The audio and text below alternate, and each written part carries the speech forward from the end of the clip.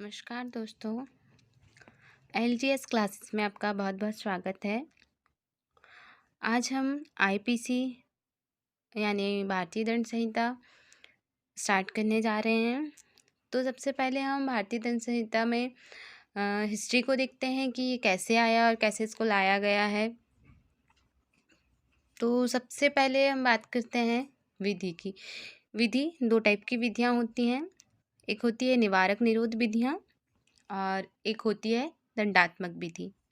निवारक निरोध विधि अर्थात जो अपराध होने के पूर्व ही उनको लागू कर दिया जाता है, और एक होती है दंडात्मक विधि जिसमें आईपीसी को रखा गया है।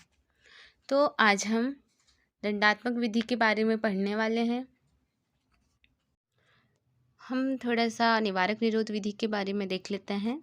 निवारक निरोध विधि जैसे कि कोई व्यक्ति है जो आदतन अपराधी है, हर साल अपराध करता है और हर कोई ना कोई त्योहारों में ज़्यादा करके वो अपराध करता है।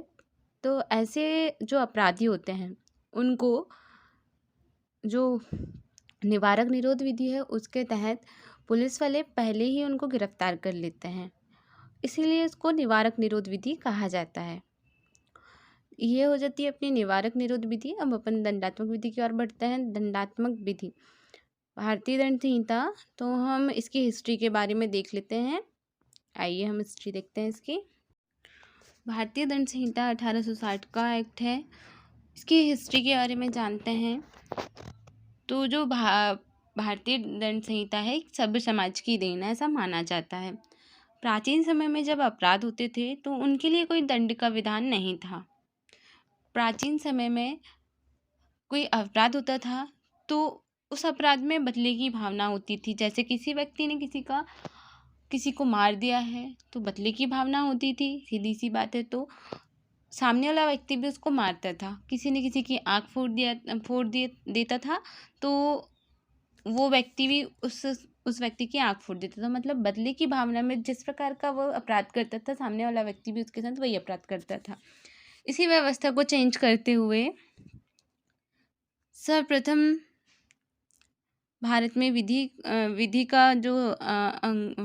को लाने का श्रेय मनु को जाता है। मनु के टाइम से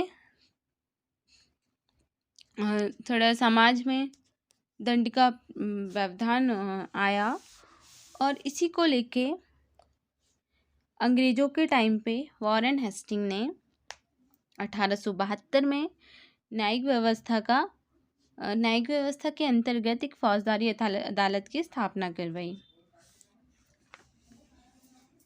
जो अलग अलग दंड प्रणाली उस टाइम पे लागू थी।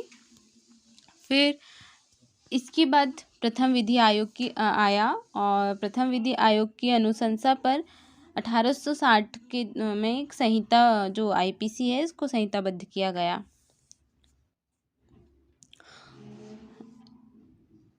प्रथम विधि आयोग के द्वारा 1834 में प्रथम विधि आयोग का गठन जो था 1834 में किया गया था।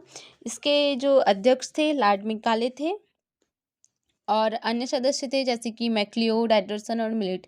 ये 4 सदस्य थे।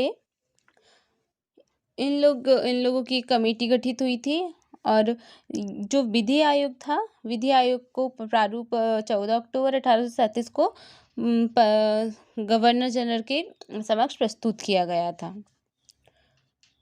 और ये जो प्रारूप प्रस्तुत किया गया था इसी को आगे बढ़ाते हुए 1860 में ये जो प्रारूप है ये पारित हो गया, और एक विधि का रूप ले लिया इसने।